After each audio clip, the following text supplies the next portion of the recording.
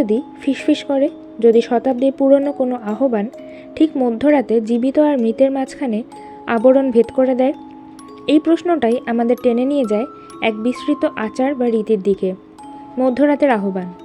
অনেকেই একে নিছক লোককথা বলে উড়িয়ে দেয়, আবার কারো মতে এ এমন এক নিষিদ্ধ প্রথা যা একবার সম্পূর্ণ করলে এর প্রতিধ্বনি আর কখনো থেমে যায় না। রাতের গভীরতা মানুষকে সবসময় ভয় আর কৌতূহলের মুখোমুখি করেছে। দিনের আলোতে যা অবাস্তব মনে হয়, অন্ধকার নামার পর সেই অদৃশ্য জগৎ যেন চুপিসারে সামনে এসে দাঁড়ায়। গ্রামগঞ্জে কিংবা শহরের আধার গলিতে শত শত বছর ধরে এক কথাই ঘুরে বেড়াচ্ছে, মধ্যরাতে মৃতেরা ফিসফিস করে। প্রথমে মনে হয় এ কেবল গল্প, শিউরে ওঠার জন্য বলা গল্প কথা, কিন্তু অদ্ভুতভাবে বিভিন্ন সংস্কৃতির বিভিন্ন প্রজন্মের মানুষ প্রায় একই অভিজ্ঞতার কথা বলে গেছে, যেন পৃথিবীর এক প্রান্ত থেকে অন্য প্রান্তে একই ছায়া ঘুরে বেড়াচ্ছে।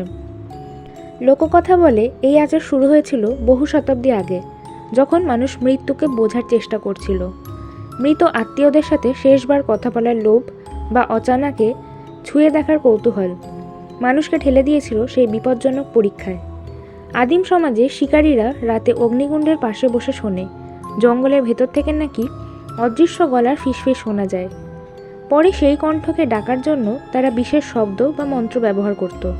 বলা হয় সেখান থেকেই শুরু হয় মধ্যরাতের আহ্বান। কালের স্রোতে এই প্রথা চাপা পড়ে গেলেও ছায়ার মতো তা রয়ে গিয়েছে নথি, গুজব আর অদ্ভুত কাহিনীগুলোয়। ঔপনিবেশিক যুগে বাংলার এক জেলা থেকে ব্রিটিশ আধিকারিকের রিপোর্টে উল্লেখ আছে, স্থানীয় লোকেরা বিশ্বাস করে রাত 12টার সময় নির্দিষ্ট আচার করলে মৃত আত্মারা ফিরে আসে, কিন্তু তাদের কণ্ঠে কখনো মায়া থাকে, আবার কখনো তীব্র চিৎকার। কোনো এক মিশনারি পুরোহিতের লেখা চিঠিতে পাওয়া যায় আরও ভয়ালো নোট। আমি দেখেছি কয়েকজন কিশোর রাতে জমায়েত হয়ে আয়নার সামনে কালো মোম জ্বালায়। মন্ত্র উচ্চারণের সঙ্গে সঙ্গে ঘরের বাতাস ভারী হয়ে যায়। আমি সেখানে প্রবেশ করার পর তারা হঠাৎ চিৎকার করে ওঠে, যেন কানে অদৃশ্য কণ্ঠ ঢুকে গেছে। এমন দলিলগুলোতে সত্যি মিথ্যা যাচাই করা খুব কঠিন, তবু এক অদ্ভুত ধারাবাহিকতা লক্ষ্য করা যায়। ফিসফিসানি, আয়না আর রাত 12টা। মনোবিজ্ঞানীরা বলে রাতের নীরবতা, চাপা শ্বাস প্রশ্বাস আর ভয়ের প্রত্যাশা সব মিলেই মস্তিষ্কে ভ্রম তৈরি করে। মানুষের মন নিজেই কণ্ঠস্বর বানিয়ে তোলে, আর আমরা ভাবি সেটা অজানা দিক থেকে এসেছে। কিন্তু প্রশ্ন হলো, যদি এটা নিছক ভ্রমই হয়, তবে কেন প্রজন্মের পর প্রজন্ম একই ধাঁচের অভিজ্ঞতার কথা বলছে? কেনই বা আয়না, মোমবাতি, মধ্যরাত এই প্রতীকগুলো সব জায়গায় মিল খুঁজে দেয়? এমন নিষিদ্ধ রীতি সম্পর্কে যত গল্প চাপা পড়ে, মানুষের কৌতূহল ততই বাড়ে। অনেক তরুণ গবেষক, এমনকি সাধারণ মানুষও চ্যালেঞ্জ নেয়, দেখি তো আসলে কিছু হয় কি না।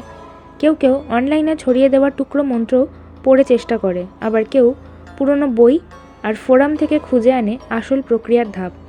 কিন্তু যাদের মধ্যে সত্যিই কেউ দাবি করেছে কিছু অদ্ভুত ঘটনা ঘটেছে, তাদের মুখে শোনা যায় একই শব্দ। প্রথমে মনে হয়েছিল বাতাস কাঁপছে, তারপর যেন কেউ কানে কানে ফিসফিস করে কিছু বলল। আমি বুঝতে পারিনি কি বলল, কিন্তু তার সুর ছিল না এই পৃথিবীর। যত বেশি খোঁজা হয়েছে তত বেশি ভয়ালো কাহিনী সামনে এসেছে। কোনো কোনো বাড়িতে নাকি মধ্যরাতের পরে অকারণে আয়না ভেঙে গেছে, আবার কোথাও দেখা গেছে মোমবাতি নিভে যাবার পরেও ঘরে চাপা গলার শব্দ শোনা যাচ্ছে। এমনকি কয়েকজন ভুক্তভোগী বলেছেন, মন্ত্র পড়ার পরের দিন থেকে তারা একা থাকলেও কারো উপস্থিতি টের পান, কারো ঠান্ডা নিঃশ্বাস গলায় লাগে, বা অদৃশ্য হাত দরজার ওপরে চাপড় মারে। এমন সমস্ত কাহিনী একটাই কথা ইঙ্গিত করে, কিছু আছে। সেটা হয়তো মানুষের মানসিক বিভ্রম, অথবা সত্যি অদৃশ্য জগতের সাড়া। কিন্তু যাই হোক না কেন, এর সাথে খেলতে যাওয়া সহজ নয়। প্রতিটি আচারেই থাকে একটা মূল্য। বিশ্বাস করা হয়, যদি তুমি মধ্যরাতের আহ্বান সম্পূর্ণ করো, তবে সেই ফিসফিসানি তোমাকে আর ছেড়ে যাবে না। একবার যে কণ্ঠ কানে ঢোকে, তা নাকি জীবনের শেষ পর্যন্ত প্রতিধ্বনি হয়ে বাঁচতে থাকে। তাহলে আসলেই মৃতরা কি ফিসফিস করে, নাকি মানুষের ভয়ই তাকে নিজের কল্পনা শুনিয়ে দেয়? আমরা কি অজানাকে ডাকার সময় নিজের ভেতরের অন্ধকারকে জাগিয়ে তুলি? একটা কথা সবসময় মনে করিয়ে দেয় এই কাহিনী, কিছু দরজা আছে যা খোলা মানেই কখনো বন্ধ করা যায় না। লোককথার জন্ম সবসময় এক অদ্ভুত ধোঁয়াশায় ঢাকা। কতগুলো গল্প প্রজন্মের পর প্রজন্ম মুখে মুখে ঘুরে বেড়ায়, কিন্তু তাদের শিকড় কোথায় যা নিশ্চিত করে বলা যায় না। মধ্যরাতের আহ্বানও সেই ধরনের এক রীতি। এর উৎপত্তি নিয়ে একাধিক তত্ত্ব আছে, কিন্তু সবগুলোই যেন আংশিক সত্য আর আংশিক ছায়া। সবচেয়ে পুরনো সূত্র পাওয়া যায় দক্ষিণ পূর্ব এশিয়ার কিছু উপজাতির লোকাচারে। তারা বিশ্বাস করত মৃত্যুর পরে আত্মা পৃথিবী ছেড়ে একেবারে চলে যায় না, বরং কিছু সময় ধরে অদৃশ্য হয়ে মানুষের কাছেই ভেসে থাকে। সেই সময়টাতেই আত্মার সাথে যোগাযোগ সম্ভব। উপজাতি শামানরা রাতের অন্ধকারে আগুনের চারপাশে বসে বিশেষ সুর তোলে, মন্ত্রোচ্চারণ করে। বিশ্বাস করা হতো আগুনের ধোঁয়ার ফাঁক দিয়ে মৃত আত্মার কণ্ঠ ভেসে আসত। সেই সুরে প্রথম শোনা গিয়েছিল ফিসফিসানি। পরে মধ্যযুগে আরব ভ্রমণকারীদের লেখা ভ্রমণ কাহিনীতে কিছু অদ্ভুত তথ্য পাওয়া যায়। একজন ভ্রমণকারী লিখেছিলেন, রাত গভীর হলে স্থানীয় লোকেরা মাটিতে এক বৃত্ত আঁকত, তার ভেতরে বসে আয়নার দিকে তাকিয়ে থাকত। তারা বিশ্বাস করত আয়না হলো সেই জানলা যেখান দিয়ে মৃতরা ফিরে আসতে পারে। এই আয়না ব্যবহারই সম্ভবত আধুনিক যুগে মধ্যরাতের আহ্বানের মূল উপাদান হয়ে দাঁড়ায়। কেন আয়না? কারণ বহু সংস্কৃতিতে আয়নাকে সবসময় রহস্যময় বস্তু হিসেবে দেখা হয়েছে। চীনের লোকগাথা বলে আয়না নাকি আত্মার প্রকৃত রূপ দেখাতে পারে। বাংলার গ্রামীণ বিশ্বাসও ঘরে কেউ মারা গেলে আয়না ঢেকে দেওয়া হয়, যাতে মৃতের আত্মা তার মধ্যে বন্দী না হয়ে পড়ে। অন্যদিকে ইউরোপ লোকাচারে আয়নার সাথে মৃত্যুর যোগ আরও গাঢ়। ভিক্টোরিয়ান যুগে শোক পালনের সময় বাড়ির সব আয়না কালো কাপড়ে ঢেকে রাখা হতো। বলা হতো মৃত আত্মা ফিরে এসে যদি আয়নায় তাকায় তবে সে আর কখনো শান্তি পাবে না। সম্ভবত এই কারণেই আহ্বান আচারগুলোতে আয়না এত গুরুত্বপূর্ণ হয়ে ওঠে। ঔপনিবেশিক বাংলায় কয়েকটি দলিল আরও ভয়ঙ্কর ইঙ্গিত দেয়। একটি ইংরেজ সার্ভেয়ারের ডায়েরিতে লেখা ছিল, আমি প্রত্যন্ত গ্রামে পৌঁছে দেখি লোকেরা এক বৃদ্ধাকে বেশ ভয় পাচ্ছে। সে নাকি মধ্যরাতে মৃত স্বামীর সাথে কথা বলে। আমি এক রাতে তাকে আড়াল থেকে দেখি, সে একটি কালো মোমবাতি জ্বালিয়ে আয়নার সামনে দাঁড়িয়ে ফিসফিস করছে। কয়েক মুহূর্ত তার মুখ বিকৃত হয়ে যায়, যেন সে অন্য কারোর গলায় কথা বলছে। এই নথি পড়ে প্রশ্ন জাগে, লোকটা কি কেবল ভয় পেয়েছিল নাকি সত্যি কিছু ঘটেছিল? কালের পরিক্রমায় আধুনিক গবেষকরাও এর অনুসন্ধান করছেন। কেউ বলেন এটা নিছক মানসিক বিভ্রম, যা তৈরি হয় নিঃশব্দ অন্ধকার আর প্রত্যাশার চাপে। আবার কেউ মনে করেন আচারগুলোর পেছনে লুকিয়ে আছে প্রাচীন কোনো মনস্তাত্ত্বিক খেলা। যখন মানুষ একাগ্রভাবে কোনো মন্ত্র বা শব্দ উচ্চারণ করে, তার মস্তিষ্ক এক বিশেষ অবস্থায় পৌঁছে যায়। তখন মনের গভীরে চাপা পড়ে থাকা শব্দ বা স্মৃতি ফিসফিসানি হিসাবে ফিরে আসে। কিন্তু এখানেই শেষ নয়। ইন্টারনেটের যুগে আবার নতুন করে ছড়িয়ে পড়েছে এই রীতি। বিভিন্ন ফোরাম আর ব্লগে পাওয়া যাচ্ছে মধ্যরাতের আহ্বানের নির্দেশিকা। কেউ লিখছে, আমি চেষ্টা করেছি কিন্তু কিছু হয়নি, কিন্তু হঠাৎ আয়নার ভেতরে ছায়া নড়ল। আবার কেউ দাবি করছে, আমি মৃত বাবার কণ্ঠ শুনেছি। তবে এসবের পেছনে অনেক ভুয়ো গল্পও থাকতে পারে। সমস্যা হলো কোনটা মিথ্যে আর কোনটা সত্যি সেটা বোঝা মুশকিল। তবু এক অদ্ভুত মিল আছে সব গল্পে, যেখানে যেভাবেই হোক ফিসফিসানি সবসময় প্রথমে নরম আর আকর্ষণীয়, যেন কেউ খুব কাছে এসে মৃদু গলায় কথা বলছে। কিন্তু সময় যত যায় সেই কণ্ঠ তীব্র হয়, তত কড়া হয়, আর শেষমেশ চিৎকারে পরিণত হয়। এই ভয়ালো রূপান্তরই মানুষকে আতঙ্কিত করেছে যুগ যুগ ধরে। যত গবেষণা হয়েছে উত্তর ততই অস্পষ্ট হয়েছে, কারণ প্রতিবারই শোনা যায় সেই একই সতর্কতা, কানে শোনো কিন্তু বেশিক্ষণ নয়। কারণ নাকি যতক্ষণ তুমি ফিসফিস শোনো ততক্ষণ পর্যন্ত তারা তোমার সাথে থাকে, কিন্তু যদি তাদের চিৎকার শুনে ফেলো তবে তাদের আর থামানো যায় না। এই ধোঁয়াশাই আজও কৌতূহলকে উস্কে দেয়, আর একই সাথে ভয়ের ছায়া ছড়ায়। কারণ ইতিহাসের প্রতিটি স্তরে, প্রতিটি প্রজন্মে মধ্যরাতের আহ্বান এমন এক ছায়া যা কখনো পুরোপুরি মিলিয়ে যায়নি। যতদিন গেছে ততদিন মধ্যরাতের আহ্বান নিয়ে মানুষের কৌতূহল আরও বেড়েছে। লোককথা, পুরনো গ্রিমওয়ার, পুরনো নোটবুক, এমনকি আধুনিক অনলাইন ফোরাম সব জায়গায় ছড়িয়ে পড়েছে এই রীতির খুঁটিনাটি ধাপ। কোথাও তো অসম্পূর্ণ, কোথাও অতিরঞ্জিত, কিন্তু নানা উৎস একত্র করলে দেখা যায় একটা ধারাবাহিক কাঠামো আছে। প্রথমত এই আচার কেবল নির্দিষ্ট সময় করা যায়, রাত 12টা। দিনের সেই ক্ষণ যতক্ষণ না ঘড়ির কাঁটায় 12টা এসে ঠেকে ততক্ষণ এই আচার কাজ করে না। রাতের গভীরতায় এই সময়টাকে বলা হয় ভাগ্য ও অশুভ শক্তির সংযোগ বিন্দু। বহু সংস্কৃতিতে বিশ্বাস করা হয় রাত 12টায় জীবিত ও মৃতের জগতের মাঝের পর্দা সব থেকে পাতলা থাকে, তাই সেই মুহূর্তে আচার করলে সফলতার সম্ভাবনা বাড়ে। এরপর আসে স্থান। আয়না এখানে অপরিহার্য। একটি নির্জন ঘরে সব দরজা জানলা বন্ধ করে একমাত্র আয়নাকে সামনে রেখে বসতে হবে। অনেকে বলেন আয়না আসলে আত্মার জানলা। যেমন জলের ওপরে প্রতিফলনে অন্য জগতের ছায়া দেখা যায়, তেমনি আয়না মৃতদের ডেকে আনে। এ কারণেই মৃতদেহ বাড়িতে থাকলে আয়না ঢেকে দেওয়ার রীতি প্রচলিত ছিল। তৃতীয় উপাদান সরঞ্জাম হলো বেশিরভাগ নথিতেই একই মত, একটি কালো মোমবাতি, নিজের রক্তের এক ফোঁটা, মৃত ব্যক্তির কোনো স্মৃতিচিহ্ন, ছবি, কাপড় বা গয়না। কালো মোমবাতি প্রতীক অন্ধকারের। আগুন যেমন আলো আনে, কালো রং এখানে ইঙ্গিত করে ছায়ার শক্তিকে। নিজের রক্ত যোগ করার অর্থ হলো ব্যক্তিগত সত্তাকে এই আচারের সঙ্গে বেঁধে দেওয়া, যেন এক ক্ষুদ্র প্রতিশ্রুতি যা তোমাকে অদৃশ্য জগতের সাথে জুড়ে দেয়। আর মৃতের স্মৃতিচিহ্ন হলো এক ধরনের চাবি, যা তাদের সত্তার সাথে সংযোগ স্থাপন করে। সব কিছু প্রস্তুত হলে শুরু হয় মন্ত্রোচ্চারণ। পুরনো গ্রিমোয়ারে একাধিক সংস্করণ পাওয়া যায়, তবে সবচেয়ে প্রচলিত রূপটি হলো আয়নার সামনে 3 বার বলা, শূন্যে যা লুকিয়ে আছো কণ্ঠ দাও। মন্ত্র উচ্চারণের সঙ্গে সঙ্গে ঘরের পরিবেশ বদলাতে শুরু করেছে বলে অনেকেই দাবি করেছে। বাতাস ভারী হয়, মোমবাতির আলো টলমল করে, আর নিস্তব্ধতার মধ্যে শোনা যায় ক্ষীণ শব্দ। প্রথমে মনে হয় হাওয়া বইছে, কিন্তু মনোযোগ দিলে বোঝা যায় সেটা শব্দ নয়, ফিসফিসানি। প্রথম ধাপে এখানে শেষ করার কথা বলা হয়। শোনা গেছে বেশিরভাগ মানুষ এখানেই থেমে যায় ভয়ে, কারণ ফিসফিসানি যতটা আকর্ষণীয় ততটাই ভয়ালো। অনেকেই বলেন সেই কণ্ঠে মায়া আছে, আবার কিছুটা অস্বাভাবিক ঠান্ডাও। কিন্তু যদি সাহস করে আচারকে দ্বিতীয় ধাপে এগিয়ে নেওয়া হয়, তবে ফিসফিসানি স্পষ্ট হতে থাকে। নাম ধরে ডাকা, অসমাপ্ত বাক্য কিংবা শীতল সতর্কতা, এমন নানা শব্দ শোনা যায়। এই পর্যায়ে আয়নার ভেতরে ছায়া নড়তে দেখা যায় বলে অনেকে দাবি করেছেন। শেষ ধাপ নিয়ে মতভেদ আছে। কেউ বলেন তখন মৃত আত্মার সাথে সম্পূর্ণ কথোপকথন সম্ভব, আবার কেউ দৃঢ়ভাবে সতর্ক করেছেন এত দূর যাওয়া উচিত নয়, কারণ কথোপকথন যত গভীর হয় ততই তারা তোমাকে সেই জগতের কাছে টেনে নিয়ে যায়, আর একবার ডেকে নিলে ফেরত আনা সম্ভব হয় না। বিভিন্ন ঘটনার রিপোর্টে দেখা গেছে যারা আচার শেষ পর্যন্ত সম্পন্ন করেছে তারা স্বাভাবিকভাবে থাকেনি। কেউ মানসিক ভারসাম্য হারিয়েছে, কেউ নিয়মিত দুঃস্বপ্নে জেগে উঠেছে, আবার কারো আশেপাশে অকারণে দুর্ঘটনা ঘটেছে। মনোবিজ্ঞানীরা অবশ্য বলে এগুলো আত্মহিপনোসিসের ফল। যখন তুমি নিজেই বিশ্বাস করছো যে ফিসফিস শুনবে, তখন তোমার মস্তিষ্ক সেটাই তৈরি করে দেয়। কিন্তু সমস্যা হলো যারা এর অভিজ্ঞতা পেয়েছে তারা শপথ করে বলেছে যে এটা কল্পনা হতেই পারে না। এই দ্বন্দ্বই আসলে আচারটিকে এত ভয়ঙ্কর ও আকর্ষণীয় করেছে, কারণ একদিকে যুক্তি বলে সব কিছু মনের খেলা, অন্যদিকে অভিজ্ঞদের দাবি সেই মুহূর্তে তারা স্পষ্টভাবে অন্যদিকের উপস্থিতি টের পেয়েছে। কোনো আচার যতই রহস্যময় হোক না কেন, তার আসল ভয়াবহতা ধরা পড়ে তখনই যখন কেউ দাবি করে আমি করেছি, আমি শুনেছি। মধ্যরাতের আহ্বানের ক্ষেত্রেও এর ব্যতিক্রম নয়। ইতিহাসে যেমন এর নথি পাওয়া যায়, তেমনই ছড়িয়ে আছে অগণিত মানুষের ব্যক্তিগত অভিজ্ঞতা। এসব অভিজ্ঞতার মধ্যে কিছু ঠান্ডা ঘামে ভিজিয়ে দেওয়ার মতো ভয়ঙ্কর, কিছু আবার অদ্ভুতভাবে দুঃখময়। কলকাতার এক বিশ্ববিদ্যালয়ের ছাত্রী, নাম অনামিকা, তার ডায়েরিতে লিখেছিল, আমি শুধু কৌতূহলবশতই আচারটা করতে চেয়েছিলাম।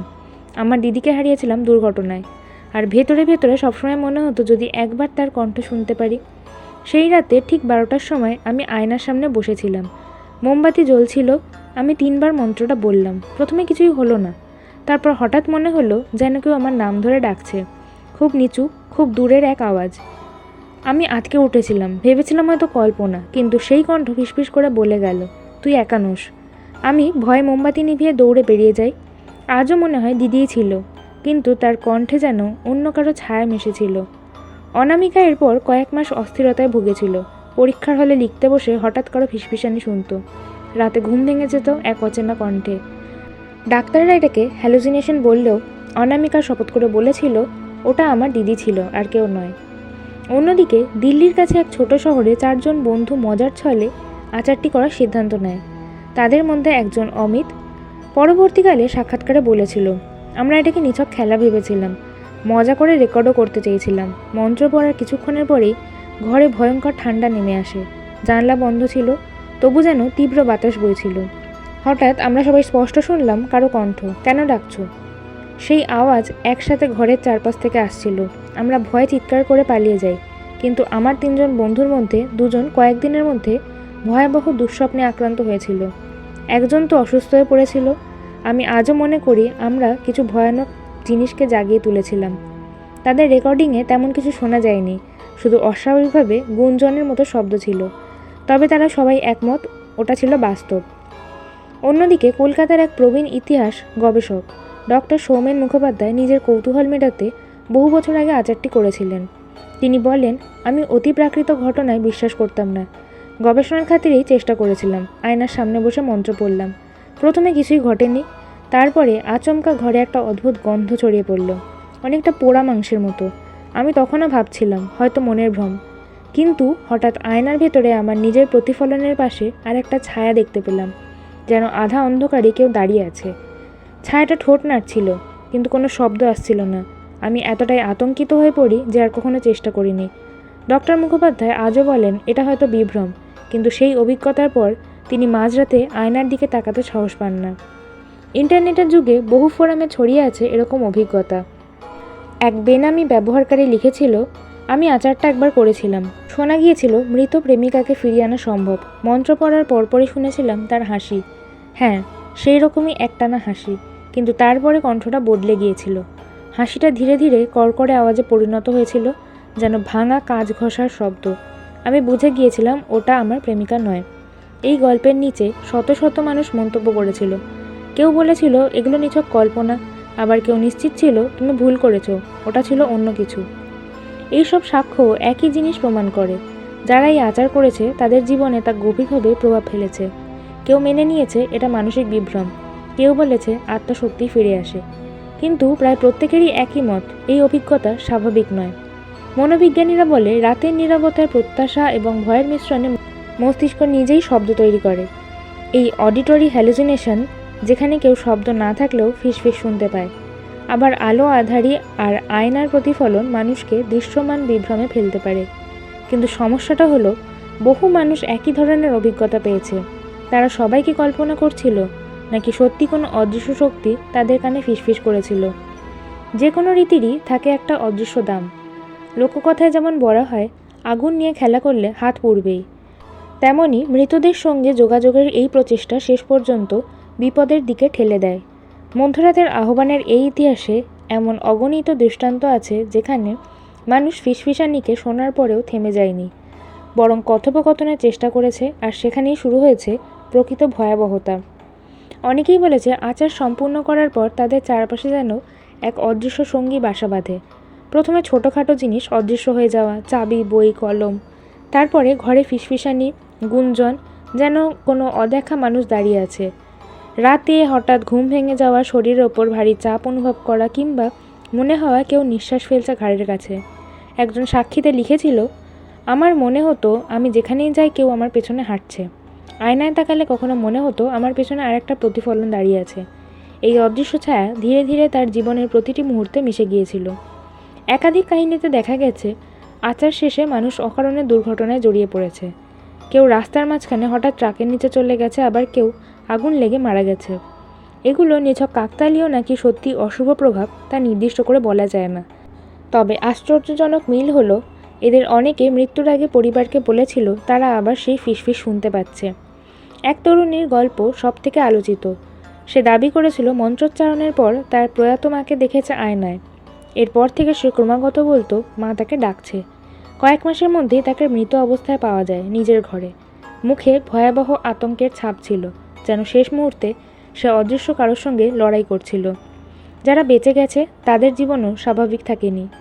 অনেকেই মানসিক ভারসাম্য হারিয়েছে, চিকিৎসকের ভাষায় প্যারানয়েড স্কিজোফ্রেনিয়া, কিন্তু ভুক্তভোগীরা জোর করে বলেছেন এটা রোগ নয়, এটা অভিশাপ। একজন পুরুষ স্বীকার করেছিল, আমি রাতে ঘুমোতে পারি না, কারণ যতবার চোখ বন্ধ করি আমি সেই কণ্ঠ শুনি। ওরা বলে, তুমি আমাদের ডেকেছো, এখন আমাদের সাথে চলো। আমি জানি একদিন ওরা আমায় নিয়ে যাবে। সব থেকে ভয়ঙ্কর দিক হলো, অভিশাপ শুধু আচারকারীকে নয়, তার প্রিয়জনদেরও ছুঁয়ে দেখে। বহু সাক্ষ্যে পাওয়া গেছে আচারকারী পরিবারে অস্বাভাবিক মৃত্যু বা অসুখ ছড়িয়ে পড়েছে। কেউ সন্তান হারিয়েছে, কেউ হঠাৎ রোগে ভুগেছে। ফলে অনেকে মনে করে এই রীতি আসলে এক ধরনের অদৃশ্য দরজা খোলে, আর একবার খোলা হলে তার ভিতর থেকে যে শক্তি বের হয় সে শুধু তাকেই নয়, আশেপাশের সবাইকে গ্রাস করে। মনোবিজ্ঞানীরা বলবেন এগুলো সব কাকতালীয়।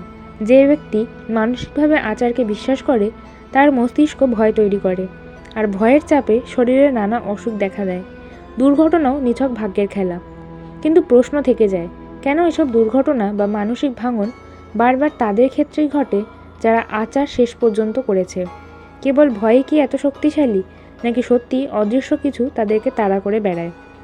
পুরনো নথিতে এক সতর্কবাণী বারবার পাওয়া যায়, যে একবার ডাকে সে আর মুক্তি পায় না, কারণ রক্ত দিয়ে দেওয়াই সেই প্রতিশ্রুতির আসলে এক বন্ধন। তুমি যখন নিজের রক্ত দাও তখন সেই জগতের সঙ্গে এক অবিচ্ছেদ্য চুক্তিতে বাধা পড়ে যায়। মৃতরা তোমার ডাকে সাড়া দেয়, কিন্তু বিনিময়ে কিছু না কিছু তারা নিয়ে যায়, কখনো শান্তি, কখনো সুস্থতা, আর কখনো পুরো জীবনটাই। সব কিছুর একটা সীমারেখা থাকে। মধ্যরাতের আহ্বান এই গল্প সেই সীমারেখার ধারে এসে দাঁড়ায়। যেসব কাহিনী আমরা শুনেছি, যেসব সাক্ষ্য আর দুর্ঘটনা আমরা দেখেছি, সেগুলো একটাই সত্যকে ক্রমাগত ইঙ্গিত দেয়। এই রীতি শেষ করা যায় না, বরং তা অপূর্ণ রেখেই থেমে যাওয়া সবথেকে নিরাপদ পথ। লোকবিশ্বাস বলে এই রীতি আসলে জীবিত ও মৃত মাঝে দরজায় কেবল একটা ফাটল ধরিয়ে দেয়। দরজাটা পুরোপুরি খোলে না, আবার পুরোপুরি বন্ধও থাকে না। ফলে যারা একবার ফাটল তৈরি করেছে তারা চিরকাল সেই অদৃশ্য ফিসফিসানির আওতায় থেকে যায়। এ কারণেই অনেক অভিজ্ঞরা বলে, মন্ত্র পড়া শুরু করার পর যদি ফিসফিস শুনতে পাও, সেখানে থেমে যেও।